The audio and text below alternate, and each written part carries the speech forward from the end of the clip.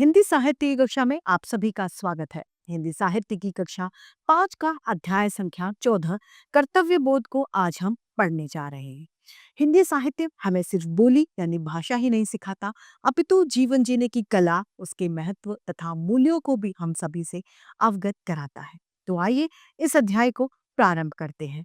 यह है अध्याय 14 कर्तव्य बोध। पाठ परिचय के माध्यम से हमें पता चलता है कि इस पाठ में बताया गया है कैसे एक पुलिसकर्मी अपने कर्तव्य का पालन करते अपने परम मित्र को, जो एक अपराधी है, उसे गिरफ्तार करवाता है। आइए शुरू करें।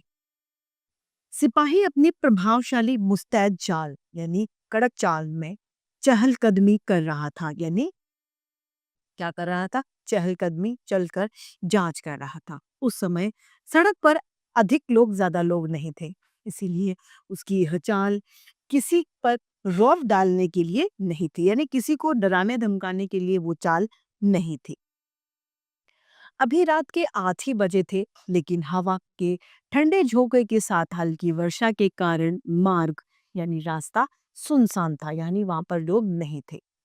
वह उस क्षेत्र की दुकान के ताले देखता हुआ आ रहा था और लग रहा था मानो शांति का साम्राज्य उसकी उपस्थिति का कारण है, यानी उसकी वजह से सब यहाँ पर शांत है। एक जगह पर उसकी चाल थोड़ी सी धीमी हो गई, वह रुक गया। एक दुकान के दरवाजे पर उसे एक आकृति दिखाई दी, एक परछाई जैसी दिखाई दी, जिसके मुंह में अधजला सिगार था। क्या था? मुंह में अधजला सिगार, आधा जला हुआ। सिपाही उस ओर बढ़ा तो वह व्यक्ति बोला, कोई खास बात नहीं, मैं एक मित्र का इन प्रतीक्षा यानी कि इंतजार कर रहा हूँ। 20 साल पहले यहाँ पर एक रेस्टोरेंट था और मैंने अपने दोस्त से वादा किया था कि पूरे 20 साल बाद इसी जगह पर हम लोग मिलेंगे। हाँ, सिपाही बोला, 5 साल पहले वो रेस्टोरेंट बंद हो गया है। दुकान के दरवाजे पर खड़े आदमी ने अपना सिगार जलाया और प्रकाश यानी उजाले में सिपाही ने देखा कि उस व्यक्ति का रंग गोरा था। कैसा था? गोरा। चौकोर आकार के मुखौटे पर आकर्षक आंखें थी उसकी, और दाहिनी आंख के ऊपर चोट का एक निशान था। उसके गले में स्कार्फ पहन रखा था उसने, और जिस पर हीरा जड़ा एक पिन लगा हुआ था। वह व्यक्ति बोला, 20 साल पहले आज की रात में अपने परम मित्र यानी बेस्ट फ्रेंड जिमी के साथ रेस्टोरेंट में खाना खा रहा था। हम दोनों यही न्यूयॉर्क में पैदा हुए और बड़े हुए। मैं तब 18 वर्ष का था और जिमी 20 साल का। दूसरे दिन सवेरे ही मैं न्यूयॉर्क छोड़कर दक्षिण की ओर अपनी किस्मत आजमाने जाने वाला था। जिमी को भी कहा था, लेकिन वह न्यूयॉर्क की दुनिया को का दिल समझता था। न्यूयॉर्क क्या है? दुनिया का दिल, जिमी के लिए। सो उस रात हमने फैसला किया, 20 साल बाद इसी जगह इसी समय हम यहीं मिलेंगे, चाहे संसार के किसी भी कोने में हम क्यों ना आन पड़े। काफी रुचिकर लग रहा है यह सब सुनना, सिपाही ने कहा। लेकिन क्या इस बीच तुम दोनों में कभी कोई पत्र व्यवहार हुआ, यानी कहीं आपस में कभी कोई चिट्ठी, लेटर्स एक्सचेंज किए आपने? हाँ, कुछ दिनों तक तो हुआ, लेकिन 1-2 वर्ष बाद हमें एक दूसरे के ठिकाने का पता नहीं रहा, यानी एड्रेस हमें नहीं पता था। उधर दक्षिणी अमेरिका में मैं एक जगह पर अधिक देर नहीं रहा, लेकिन मुझे पूरा यकीन यानी पूरा भरोसा है कि यदि मेरा दोस्त जिमी आज जिंदा है तो मुझसे मिलने जरूर आएगा, और यह जानकर कितना खुश होगा कि हजारों मील दूर उससे मिलने मैं आया हूँ। उसने अपनी कलाई पर रत्न जड़ित घड़ी देखी और बोला, 10 बजने में 3 मिनट बाकी है। हम यहाँ से पूरे 10 बजे विदा हुए थे, यानी 10 बजे हम यहाँ से चले गए थे। लग रहा है कि आपने इन 20 सालों में काफी धन कमाया है, सिपाही ने उससे पूछा। वो बोला, बेशक, मुझे यकीन है जिम्मी ने मुझसे आधा धन तो जरूर कमाया होगा। न्यूयॉर्क में जिम्मी वैसे व्यक्ति तो व्यक्ति इससे ज्यादा क्या कर सकता होगा, लेकिन उधर की ओर तो तेल कंपनियों के साथ काम करने के कारण हर आदमी की बुद्धि तेज हो जाती है, दिमाग तेज हो जाता है। सिपाही अपनी छड़ी घुमाता हुआ चलने लगा और बोला, अच्छा, मैं चलता हूँ। आशा है आपका दोस्त आता होगा। क्या आप रुकोगे उसके लिए? वो क्या पूछता है, क्या आप अपने दोस्त के लिए रुकोगे? सोचता हूँ आधा घंटा तो और रुकना चाहिए, अगर वह जीवित है तो वो जरूर आएगा। सिपाही कहता है, अच्छा ठीक है, शुभ रात्रि, यानी गुड नाइट कहते हुए सिपाही आगे की दुकान के ताले देखता हुआ चला गया। सिपाही वहां से चला जाता है। वर्षा कुछ तेज हो गई, हवा भी बहुत तीखी होने गई। सो इक्का दुक्का यानी एक दो आने जाने वाले अपने ओवरकोट के कॉलर ऊपर उठाकर तेजी से घरों की ओर बढ़ने लगे, चलने लगे। वह व्यक्ति वही दीवार की आड़ में खड़ा 20 मिनट तक अपना सिगार पीता रहा। तब एक लंबा व्यक्ति कॉलर को ऊपर उठाए उसकी ओर आया और आते ही पूछा, क्या तुम बॉब हो? क्या पूछा? क्या तुम बॉब हो? द्वार पर खड़ा व्यक्ति उछल पड़ा, अरे तुम जिमी हो क्या?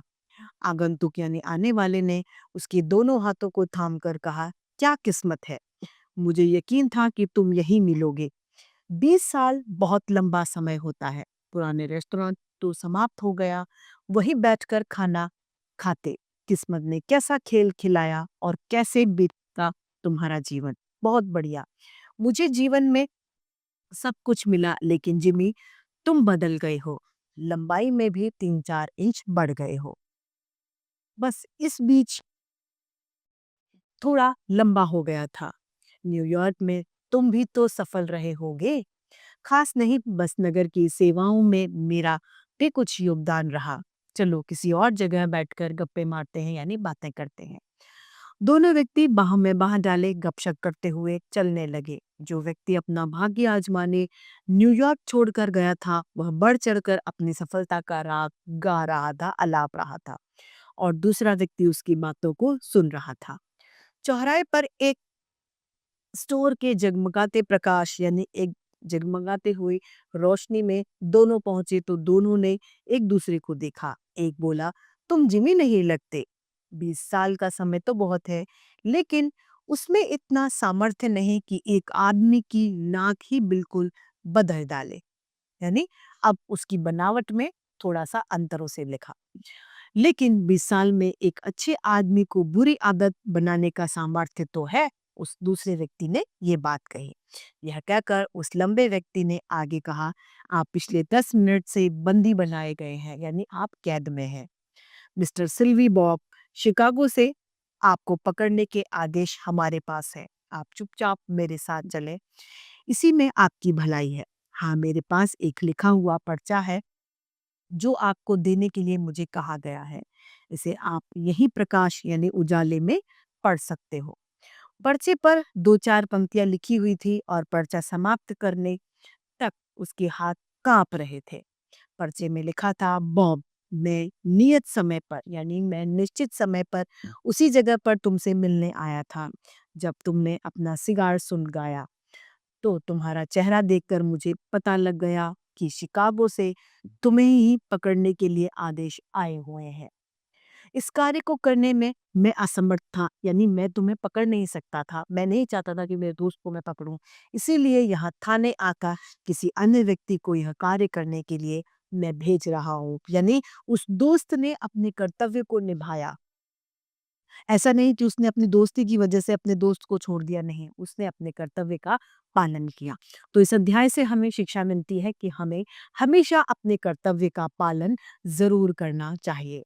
तो इसी के साथ हमारा यह अध्याय और आज की हिंदी साहित्य की कक्षा यहीं समाप्त होती है। फिर से हिंदी साहित्य में ऐसे रोचक अध्याय लेके आप सभी के समक्ष उपस्थित होते रहेंगे। आज के लिए इतना ही, फिर मिलते हैं। धन्यवाद। प्यारे बच्चों, आज हम पाठ 14 कर्तव्य बोध का अभ्यास कार्य करेंगे। तो आइए शुरू करते हैं बहुविकल्पीय प्रश्न से।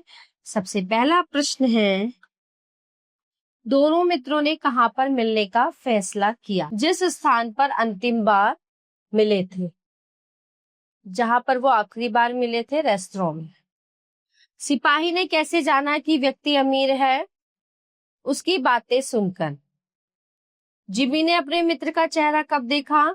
जब उसके मित्र ने सिगार सुलगाया। लिखित ज्ञान, निम्नलिखित प्रश्नों के उत्तर लिखिए। बॉब और जिमी की जीवन की दिशाएं 20 वर्ष पहले क्यों बदल गई? 20 साल पहले उसी रात, मतलब एक रात, वो अपने परम मित्र जिमी के साथ रेस्टोरेंट में खाना खा रहा था। वे दोनों न्यूयॉर्क में पैदा हुए और बड़े हुए। तब वो 18 साल का था, जिमी 20 का। दूसरे दिन सवेरे न्यूयॉर्क छोड़कर दक्षिण की ओर, यानी कि साउथ की ओर, अपनी किस्मत आजमाने जाने वाला था। जिमी को भी बहुत था, परंतु वो तो न्यूयॉर्क की दुनिया का दिल समझता था। सो उस रात हमने फैसला किया कि 20 साल बाद इसी रात इसी से हम यहाँ मिलेंगे, चाहे हम संसार के किसी भी कोने में क्यों ना आना पड़े। ठीक है, तो उन्होंने जो है अपना अपना रास्ता चुनने का फैसला किया। अलग होने से पहले दोनों मित्रों ने क्या फैसला किया? उन्होंने ये फैसला किया कि 20 साल बाद इसी रात इसी समय हम यहाँ मिलेंगे, चाहे हम संसार के किसी भी कोने में क्यों ना हो। आगंतुक ने दुकान के द्वार पर खड़े व्यक्ति से क्या कहा? आगंतुक ने उसके दोनों हाथ थामकर कहा, क्या किस्मत है, मुझे यकीन था कि तुम यहीं मिलोगे। 20 साल बाद बहुत लंबा समय होता है। पुराना रेस्टोरेंट तो समाप्त हो गया, वरना वहीं बैठकर खाना खाते। किस्मत ने कैसे कैसे खेल खिला और कैसे बीता तुम्हारा जीवन। तो प्यारे बच्चों, इस पाठ का अभ्यास कार्य यहीं पे समाप्त होता है। मिलते हैं अगली कक्षा में। धन्यवाद।